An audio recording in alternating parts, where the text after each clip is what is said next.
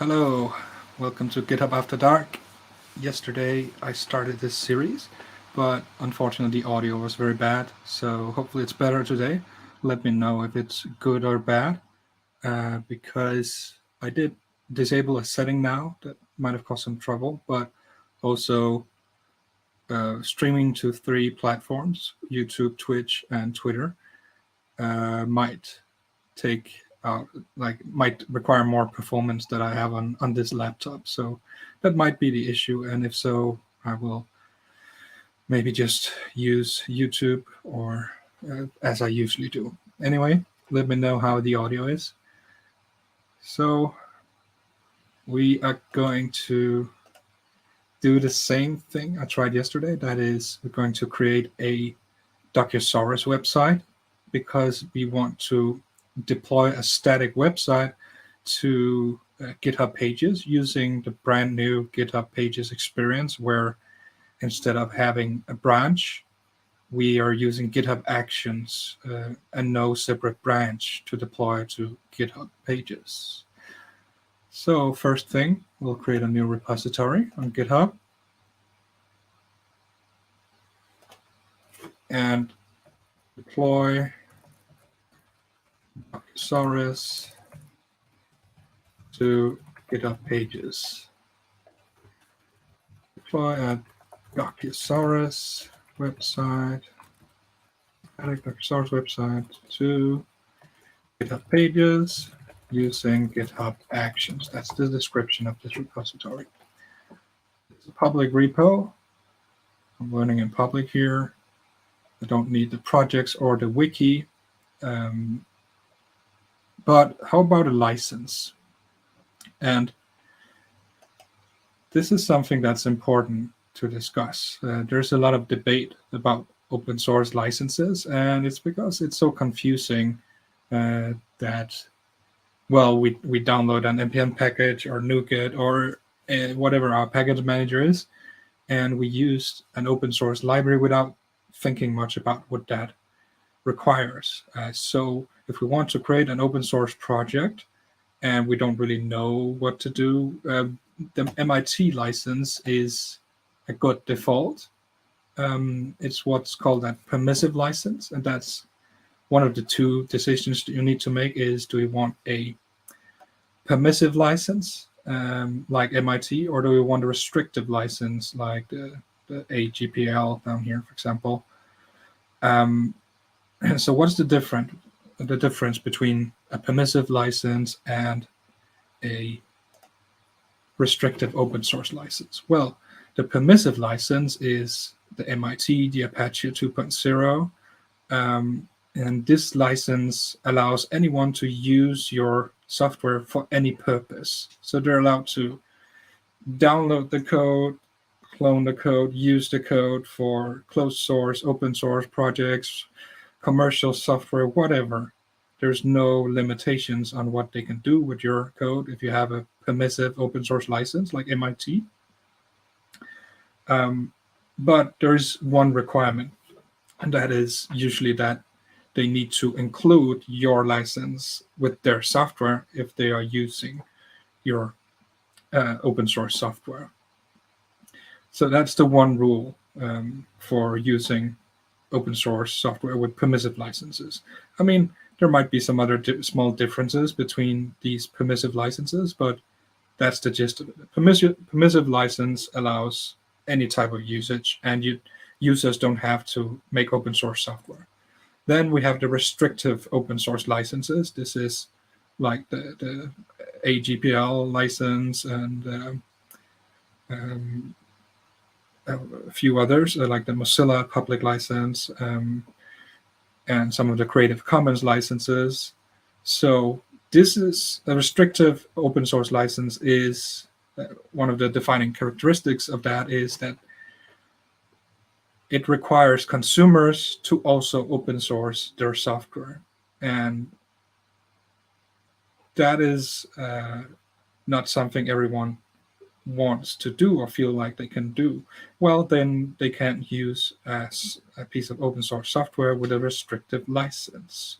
So if you pick a restrictive license to your open source project, you are taking a stance that you want to support open source all the way, but it also means that you are, by definition, blocking some entities, some organizations, some individuals from using your software because you require them to open source their software, and they might not want to do this. So when picking a license, do you want a permissive license or restrictive license? Okay, so I want a permissive license for this repo here. And it's important that I do choose a license, because if I create a public repo on GitHub, but there's no license, then it's copyright to me, and it's unlicensed to anyone else. So no one can use this software without my permission. So I have to include as a license. That's why it's good to do it even from the very beginning when we are creating our GitHub repository. So first decision is I want a permissive license. So which of them should I choose? Well, I will go with the MIT license, because that's a common open source license in the web ecosystem where I create most of my software. So that's another choice after you've chosen permissive or restrictive, which license is common in the ecosystem, like similar packages, libraries, tools, which license are they using? And many are using the MIT license. So that's what I'm going to do for this repository. And now we have it here. So I can clone it to my local machine. And that's what I'm going to do. Just give me a second. I need to open a folder here. In my terminal. And just give me a moment. I need to bump the size.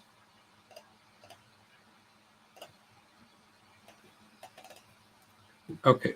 By the way, let me know if the audio is good, because that's the reason I'm trying to recreate this stream that I did it yesterday. So I'm trying again. Let me know if it's good or not, or I will have to try something else. Good. So I'm inside here of my GitHub projects, and now I can clone this repository that we just created. There we go. Open it up in code, Visual Studio Code. Yes, I trust my own code. And here we have the license file, and GitHub generated with my name from my GitHub profile, I guess.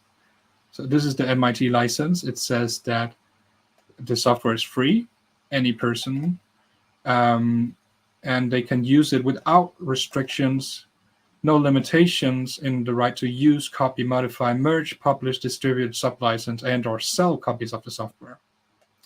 So there's no limitations on what you can use the software for, except this copyright notice and the permission notice is to be included in all copies or substantial portions of the software. And then it goes on to say that it's provided as is. There's no warranties. You cannot sue me for anything the software does bad if you use it. Okay, that's our license, MIT. What now? Well, now we move on to Docusaurus. Any static website would do. I'm just using Docusaurus here. So let's go into the documentation. Getting started, here are the installation instructions. So we can use this npm initializer, create Docusaurus. But I actually want TypeScript support, so I'll choose this command instead. Put that into my editor. Going to the terminal. And this is the command. But I want to use yarn classic. So I'm doing yarn create Docusaurus. And then the folder name, but I already have a repo, so I'll do dot. Then it says classic. Classic is the preset, the Docusaurus preset with theme and other plugins. And finally, the -- TypeScript option to enable TypeScript files instead of JavaScript. Good. On to create the Docusaurus website. Please let me know in the chat if audio is good or if it sounds somewhat like a robot again. And the video as well, of course. Okay, installing the dependencies here. You cannot see the bottom of the screen. Sorry for that.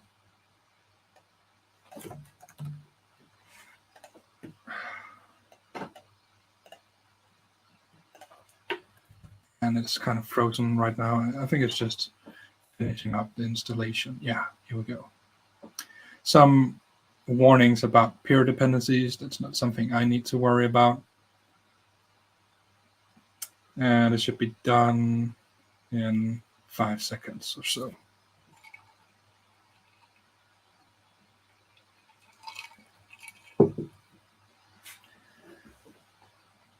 Yeah. Good old NPM.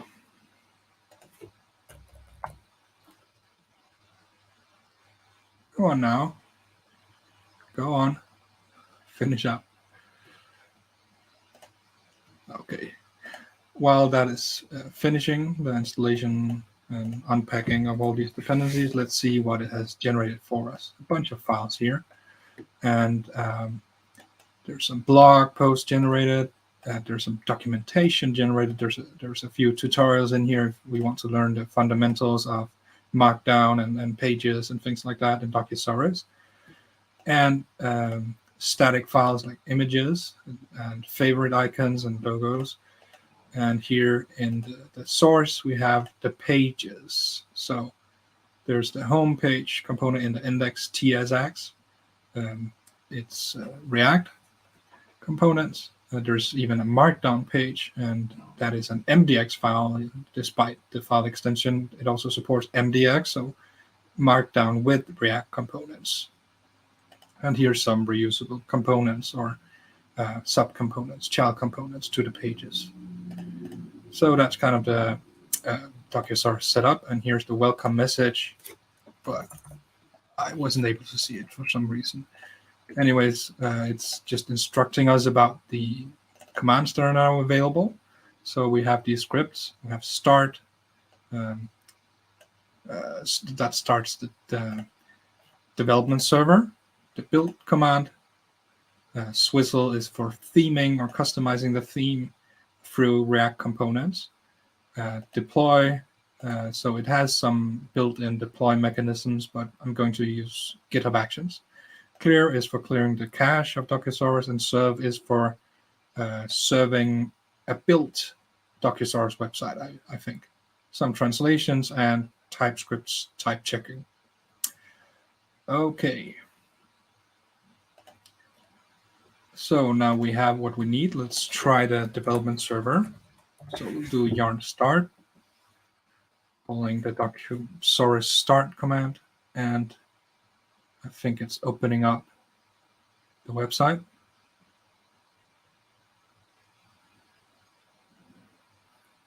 Well, as soon as it's done, here we go. That's the site. I've zoomed in a lot so that the text is not too small for you, but this is what it looks like in kind of the mobile layout.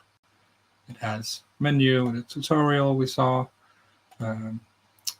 Here's the different subpages, and there's the blog with the few posts.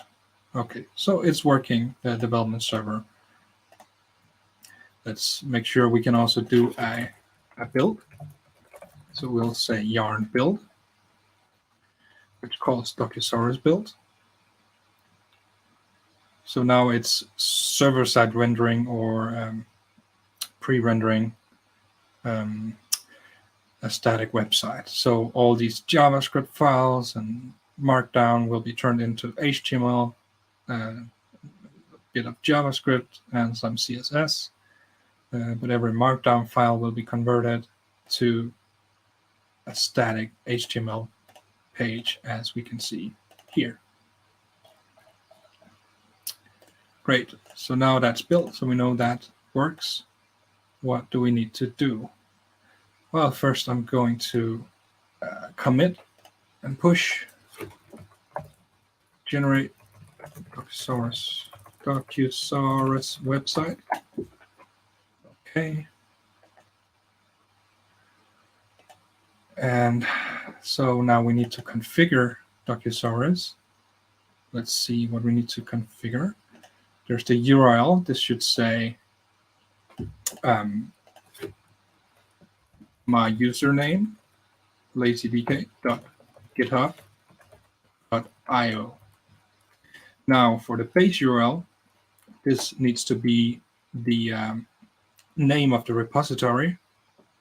So that is, in this case, thank you, GitHub Copilot. That's almost correct, except we're missing deploy Docusaurus to GitHub Pages.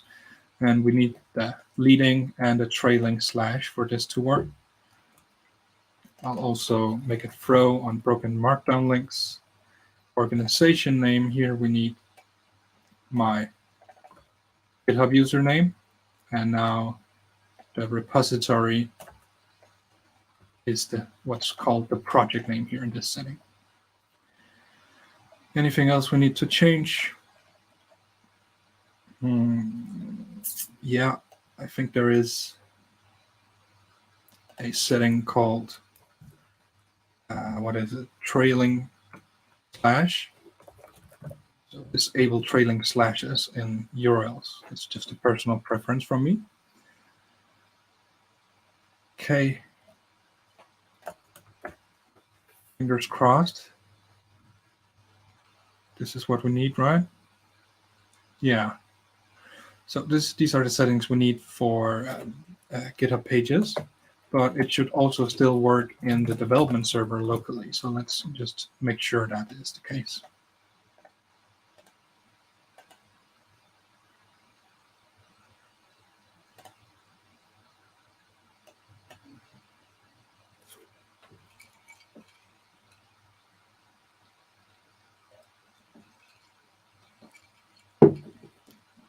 Please let me know in the chat if video and audio is good. Okay, so now it's working, and you might not be able to see, but here is the base URL is included even locally now. So that was this base URL setting, which we need for GitHub Pages. Okay, so if it's still working, build should also still be working. And then we can work on the next thing, which is the GitHub Actions workflow. First, let me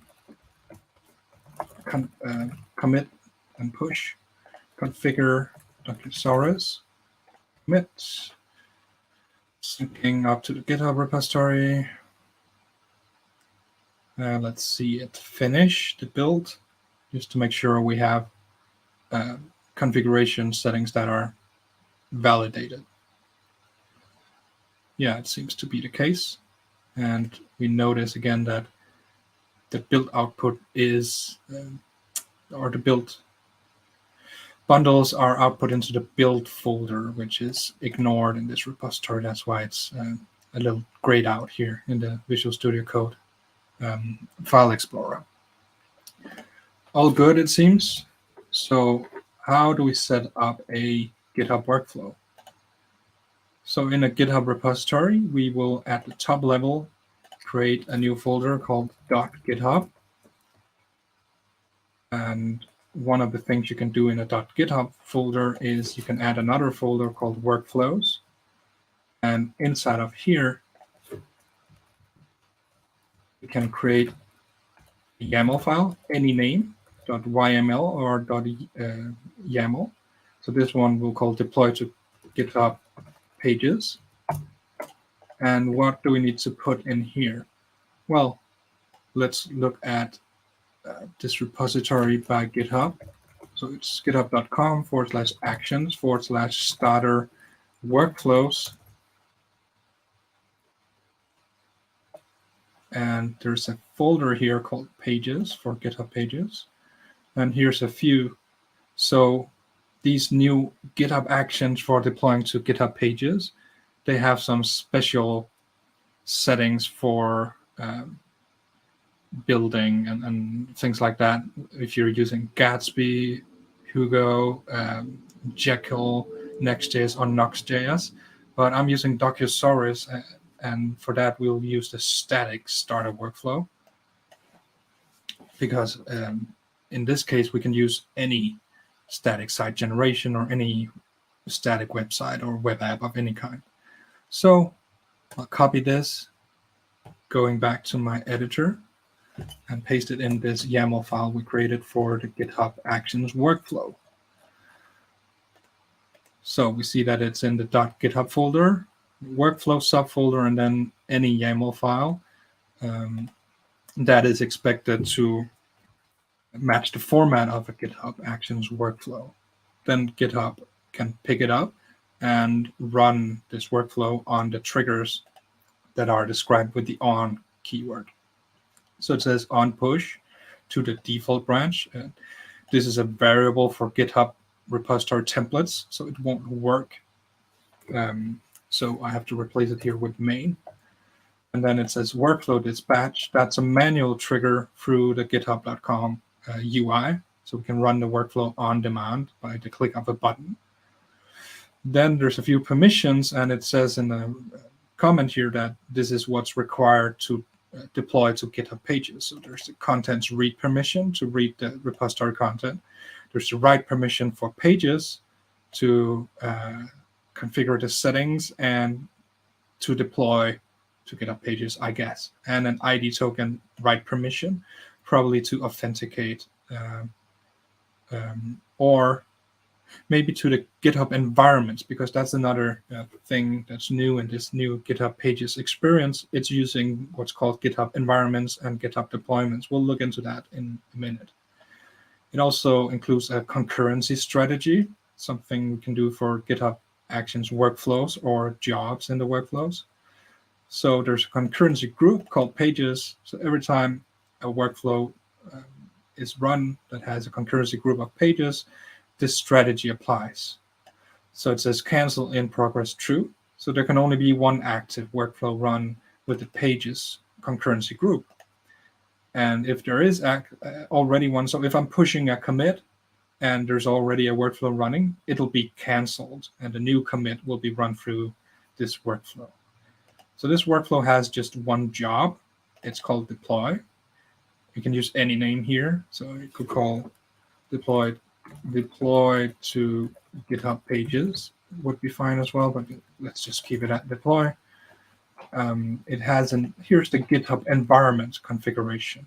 So it describes a GitHub environment called GitHub Pages, and it also computes a URL for this deployment to this environment. That is computed from a step with the ID of deployment that has an output property which is called page URL. And what is this useful for? We'll see that in a minute when we look into GitHub Environments and GitHub Deployments. The next setting here is the image or the GitHub runner label. So it says Ubuntu latest. So that's the latest LTS supported Ubuntu image by GitHub on their hosted runner. So I think it's Ubuntu 22 right now. Okay, so now to the steps of this deploy job. First step is checkout. So that is checking out the Git repository source code, because that's not included in the GitHub runner by default. We have to do that through this step, or we could use Git commands ourselves. Next up, now we have these 3 new GitHub Actions for GitHub Pages. These are brand new, and actually to be able to use them, we have to switch a setting in the repository, and we'll do that just in a second, but let's look at which actions are used here. So there's a step here called Setup Pages. It uses the action called Configure Pages, version 1, major version. Then we have an upload artifact, and this is something you might have tried before. If you have used GitHub Actions, you can upload artifacts, so any files can be uploaded, images, XML files, JSON files, or entire folders full of a website. But so normally we have the upload artifact and the download artifact option to, for example, transfer a file between two jobs or two workflows. But here it's a new one called the upload pages artifact. And that's because now it's the deployment to GitHub Pages is done by uploading an artifact, and it needs to have a special name. It should be a gzipped archive of a tarball, and it cannot have symlinks or symbolic references, and it must not be more than 10 gigabytes in size. So this GitHub action will make sure all of those things are that it meets all those requirements. So the only thing we need to do here is set the path to our website. So that'll be the build folder. And finally, there's a step called deploy to GitHub Pages. And it has an ID of deployment. That's what we used up in the URL option for the environment, steps, deployment. This is the ID of that step, which is right here. And the action we're using is the deploy pages, also a new action. So that's the one that once the artifact has been uploaded, it will take care of the deployment using that artifact. So just one more thing we'll change here is the v1 instead of main, which would always be the latest commit. We want to use the v1 major version instead. Okay. So there's a few more things we need to do, but first let's make sure that we can use GitHub Actions to deploy to GitHub Pages. And right now, at the time of this recording, we have to enable a setting. So we'll go into settings in our repository, and here we'll find the pages settings. And we can see here that under the build and deployment section, there's a source, and right now it says deploy from a branch. That's the classic GitHub Pages experience where there was a separate branch where we would push the files, and it would then trigger an internal workflow which would deploy to GitHub Pages. But now we want to be in full control. So we will switch to GitHub Actions beta. And this is a public beta now, so everyone should be able to do this. And probably at some point it'll be the default setting rather than the classic Pages experience. For now, we have to click it once, and now it says use a workflow, but we already have that. If we want to use a custom domain, this is where we can do that, and it will enforce HTTPS, so encryption. And that's it. So the other thing was now we are deploying using a GitHub environment. And this is something you might not have seen before, because this is usually an GitHub Environments used to be, up until just now, an enterprise feature.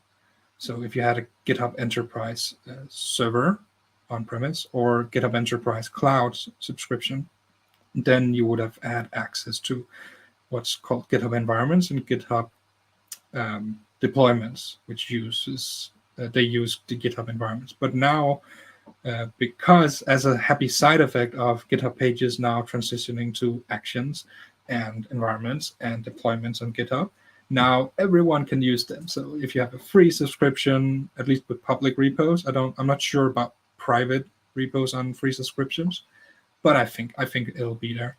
Also, if you have the team and the pro license, you'll also have access to environments now. So let's look at what's in here. So clicking the environment section, and we see that it already set up a GitHub Pages environment with one protection rule. So clicking that GitHub Pages environment, there's a few options here. We can require a reviewer. So if a deployment is requested, it will wait in the GitHub Actions workflow until someone of my choosing, so I would say myself here, and I would have to go and approve the deployment. You might want that in some cases. That's a traditional way of doing it. I like continuous deployment to automate everything, right? Wait timer, you can also says that a deployment will only happen 15 minutes after it's requested, for example. I don't want any of those protection rules, but there is here a branch protection rule. So it says that only the main branch can deploy to this GitHub Pages environment. So I could add more branches, or I could remove this branch protection rule, and then even a pull request would be able to deploy to this GitHub Pages environment. Another feature of GitHub Environments is that we can assign secrets. So these are GitHub secrets that will become available when a GitHub environment is requested in a job in a GitHub Actions workflow.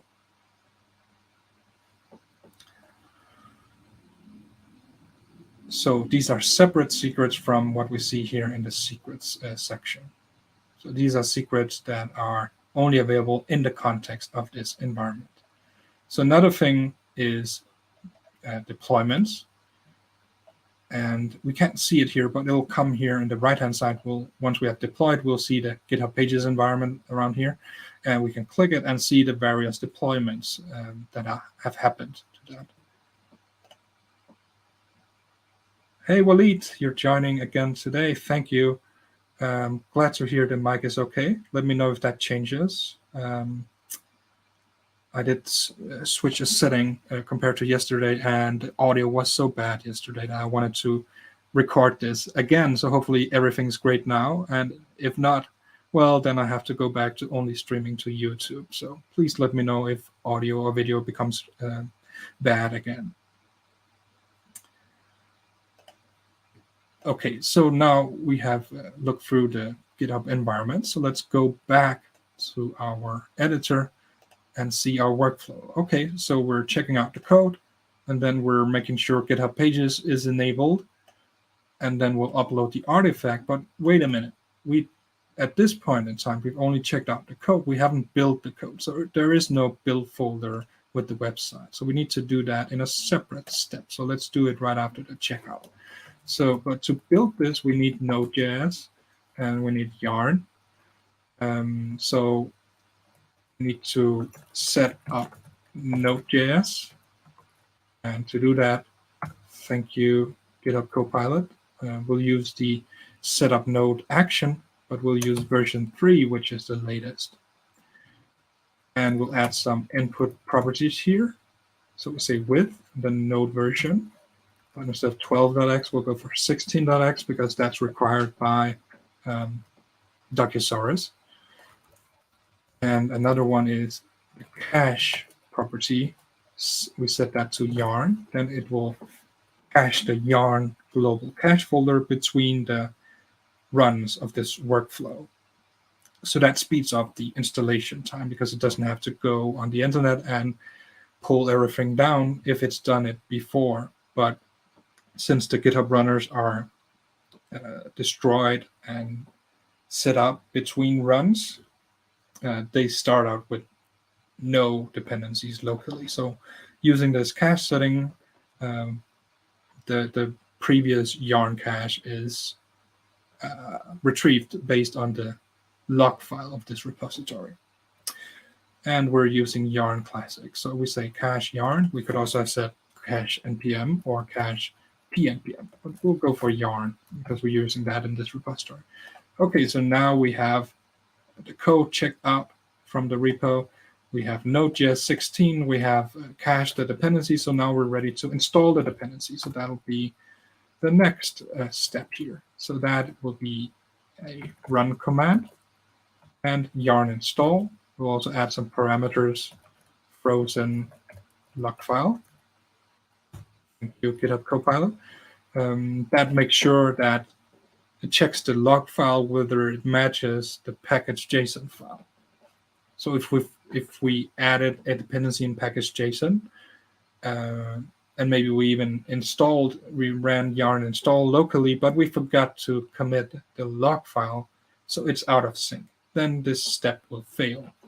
And another one here is we will add the parameter non-interactive, because if it's prompting us for a yes or no question, we cannot do that in a GitHub runner since, well, it's automated. We don't have access to that virtual machine or container, whatever it is, inside of GitHub, which is inside of Azure. Okay, so what now? Now we have run yarn install. Yes, the build step. Exactly, GitHub Copilot. So what is the build step? Run yarn build. That's also correct. Thank you very much. So after running the step, then if it's successful, it will be in the build directory here. So now we're able to run these 3 GitHub Pages actions, and everything should be good, hopefully. Yeah, so that looks pretty good. Let's try it out. So I will push a commit, set up deployment workflow, and push it to the repository. And let's see what happens. Need to find the browser again. Here it is. So now, if I refresh this repo, latest commit is in, and it triggered a workflow run. So I can click here and see it right here, or I can go to the Actions tab, and I can filter by workflows. And if I select this workflow, then I can run it manually. So this is the workflow dispatch event trigger. So I could run it right here from the main branch. But since it's already running, because we pushed a commit, we can go and watch that instead. So here's what this looks like. There is one job, the deploy job, and we see one bar per step in this job. And it says that it's trying to deploy to the GitHub Pages environment. So let's go and look at the details here. Okay, so we're through the checkout step, the setup node step. Yarn install has run as well. And now we're in the build step. So that should finish in a few moments. There we go. Wow, everything seems to have completed. Let's wait a second.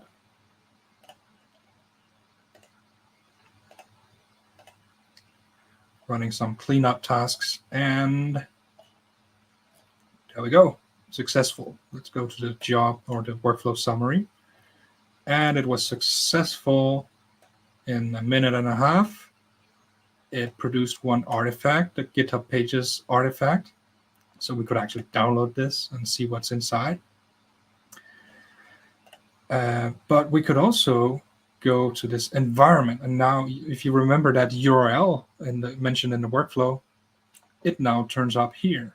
So now we can click it here to watch the deployed website. So now we have a Docusaurus website deployed to GitHub Pages from this repository. The URL is, you might not be able to make this out, but it says username, so it's lazydk.github.io / and then the name of the repository. Well, you can see it here. Hopefully you can read it here if I zoom in a bit, right? Here it is.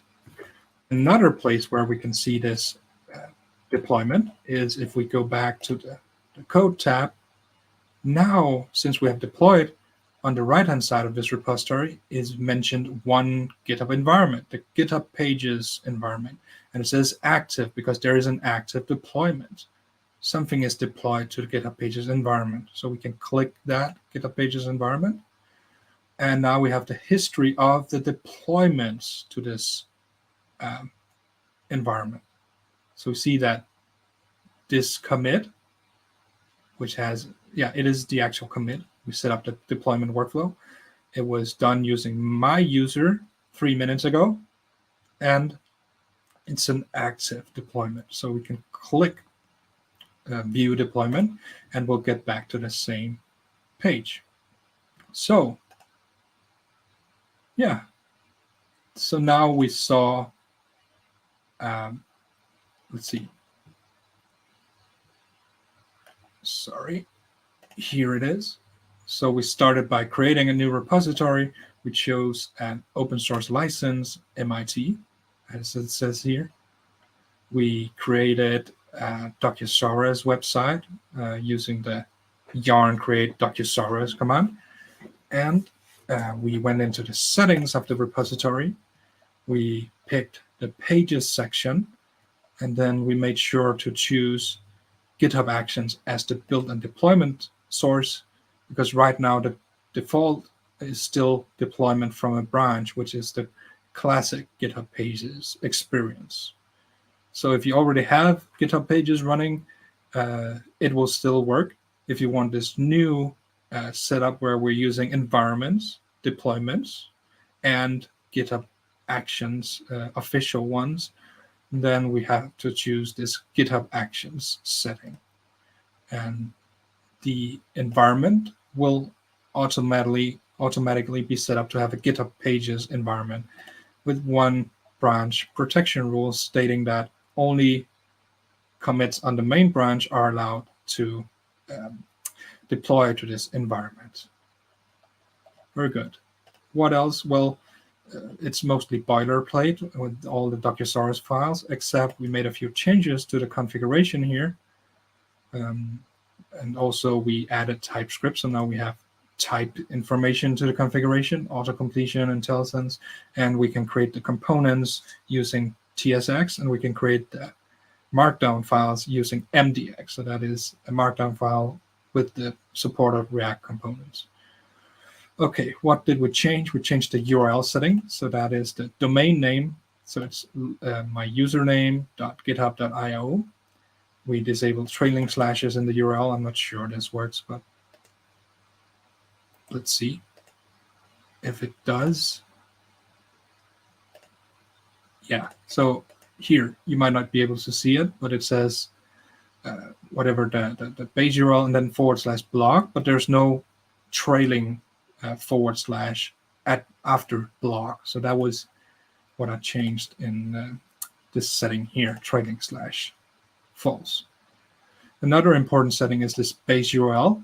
So that needs to be / the repository name and another /. So it has both trailing and leading /. Well, I guess I could leave out the trailing /. That's probably why there was a trailing / on the homepage. So maybe I'll leave that out and try that another time. I also changed this setting on broken markdown links. So when we're building, if there's a broken markdown link internal to the site, I think, it'll throw an error so the build will break. This was a warning before, but I don't see much reason for warnings. Either don't show them or make them break the build. So I will make it throw an error instead. There's a few settings here. Organization name is my GitHub username. Project name is the repository name. I don't think these settings are necessary when we're using these GitHub Actions to deploy. I think these are used for the Docusaurus deploy command. But I'll leave them in here just to make sure everything is as expected. Oh, by the way, there's another setting that might be good to change here. That is the edit URLs for our blogs and our docs pages. Let's actually go and change that, because then there will be an option for users to edit the content. So let's go and change that. So it'll say github.com / my username, and then the name of the repository.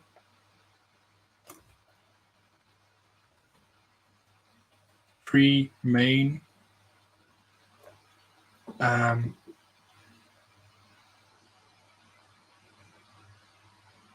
Yeah, I think it should just say main. Oh, no, the docs folder. Okay, so that's in the docs folder. So it should say / docs. Yeah. Okay, and for the edit URL for blog, it will be the same, but it will say blog in the end. Okay, so let's add this change. Figure edit URLs. And now another deployment will happen. So we'll check back on that in a few minutes and see if the edit URLs are actually correct. Good. That's all the configurations settings we changed.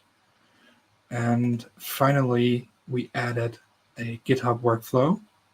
So there's a .github folder we created, and it has a workflows folder that we also created. So those names are conventional. They have to be named like that. But every YAML file inside of this folder, and it has to be in the root of this folder, it cannot be in directories or subfolders.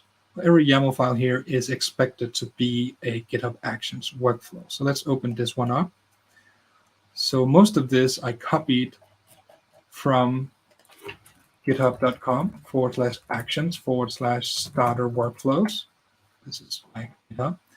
And there's a bunch of them in here, but there's a folder called Pages. And if we're using Gatsby, Hugo, Jekyll, Next.js, and Nox.js, there's some special workflows for them.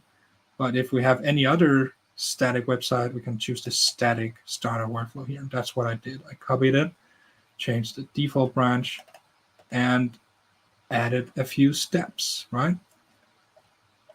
So everything was left as is, except we added some steps here. So we installed Node.js 16, and we cached the yarn cache folder. Then we run the yarn install command with a few settings and the yarn build script. And now the final three actions for GitHub Pages. These are the new ones. There's one called Configure Pages, which makes sure GitHub Pages are set up correctly. There's a special upload artifact for Pages action. And we pass or specify the build folder because that's where our Docusaurus website is built inside of the build folder. So it'll also be there once we run this yarn build command. And after that, once this special Pages artifact has been uploaded to GitHub, it will be deployed to Pages. So that's the final action. Good. Let's see if it worked this time around. So I'm going to the Actions tab. And now I can see that this one was 3 minutes ago. And we see the artifact here. We could download that and inspect it. It'll disappear in a day so that we don't spend a lot of storage. And here is a deployment. And we could click inside of here and see this deploy job, that all the steps are completed successfully. And we can even see that Node.js was installed, and there was a cache of 62 megabytes. So that was restored, and because of that, installation happened pretty fast. Just 10 seconds of yarn install. Then we ran the build in 44 seconds. And we uploaded the artifact with all these static files, and it deployed. That's the final step. It deployed to GitHub Actions, and there's the URL of this artifact. There's the URL here for the deployed website, right? But we could also see it if we went back to the summary of this workflow. We could see it right here. We could click it here and go to the website. And the other place where we could see that deployment is at the very code, the default page of our repository, where on the right-hand side, we see the GitHub Pages environment. We can click that. And we can see all the deployments. So the first one was 13 minutes ago, this commit of setting up the deployment workflow. That is now inactive because there has been another deployment. So that's now the active deployment. If anything failed inside the workflow, it would say failed, and then this one would still have been active. But this one was deployed 4 minutes ago by my user, and it's this commit configure edit URLs. So let's go and see if they actually work now. We will click View Deployment. We will go to a docs site, and there at the bottom of each page, there's an edit page link. So let's see if it works. If I click it, it should open up. It should open up a pull request, but something is wrong here. I see in the URL it says docs 2 times. So let me go back here to the configuration, and it turns out that it shouldn't say blog or docs in the very end. That will be added by Docusaurus instead. So correct edit URLs. I'll have to deploy it once more, and we can verify whether it works after that is done. Okay, so another action should start now, and it has.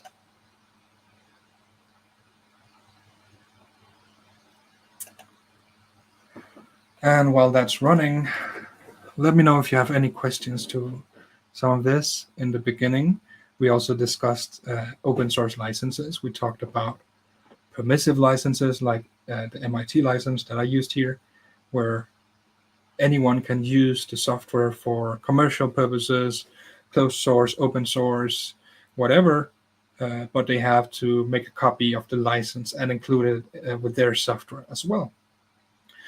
So that's the permissive open source licenses. The restrictive open source licenses is something like the AGPL license and Mozilla Public license, I think. And that is called restrictive for a reason.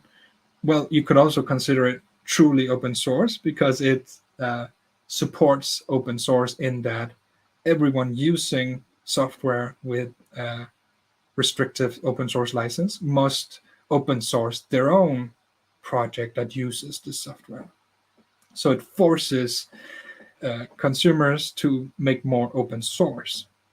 But that might also be a limitation that not everyone is happy with. So if you choose a restrictive license, some people can't or won't use your software. If you use a permissive license, they can do whatever they want as long as they keep that original license as part of their project.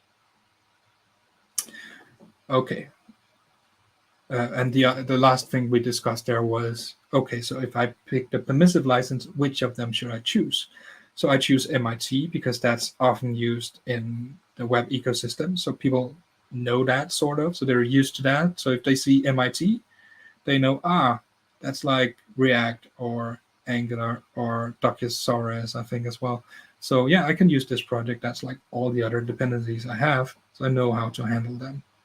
So pick a permissive or restrictive license and then go for a common one that is normal or popular in the ecosystem with similar projects. And for goodness sake, don't make a custom license. We don't need more custom licenses. That confuses people. They have no idea what to do with them. Pick one of the many standard ones out there. Okay, so now this deployment happened. So let's click the environment, the live production environment. Let's go to a tutorial, which is actually a docs page. Let's go to the bottom and click the edit this page link. And now hopefully, still not working. That's too bad. Should it say edit? Maybe it should say edit. If I go to now let me compare this. If I go to my repository and I go to let's see. So it's looking for the docs. Wait a minute, is this cached? Is this a cache error?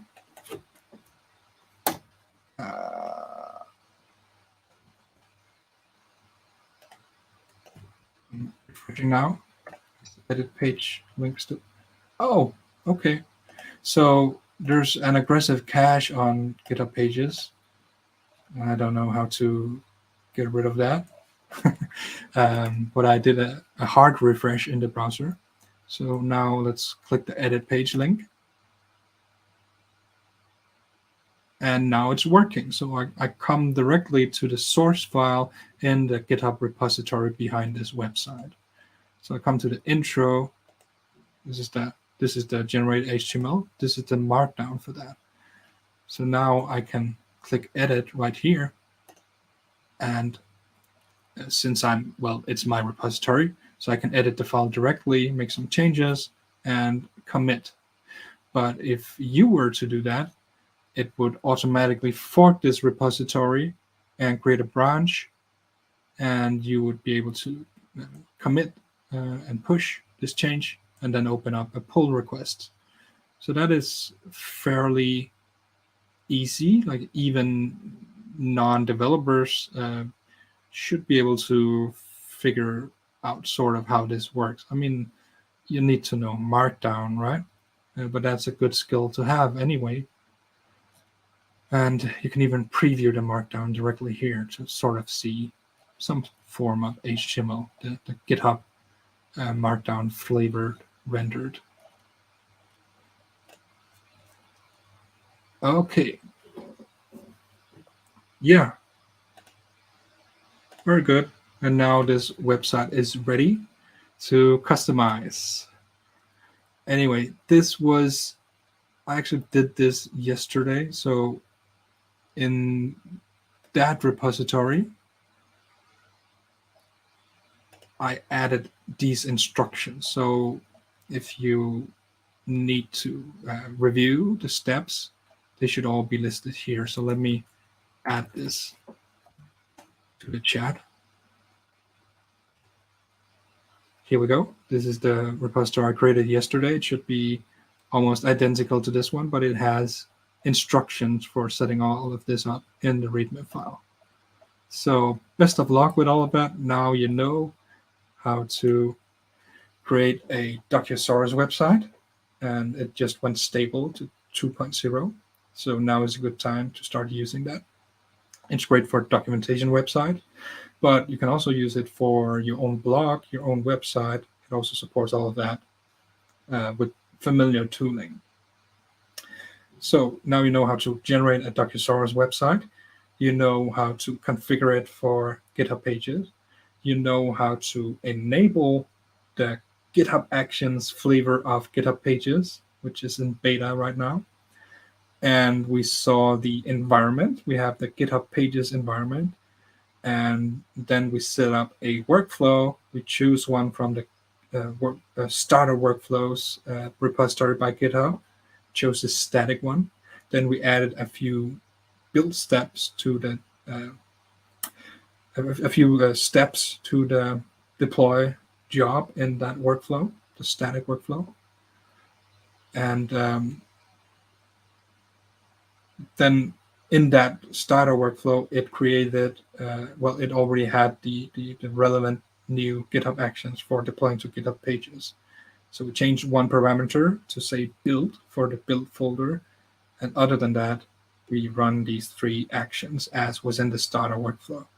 So with that in place, we saw how it deployed, it made a GitHub deployment to the GitHub environment called GitHub Pages. And when that was done, we were able to see the URL of the deployed website. By the click of a button, we could navigate and see that now it was actually working. So let me know if you try this out yourself. I would love to see what you create with Docusaurus.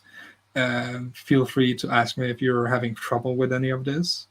I enjoy GitHub Actions, and I use Docusaurus for a lot of projects. So have fun with that, and I hope that the audio and video was a lot better today.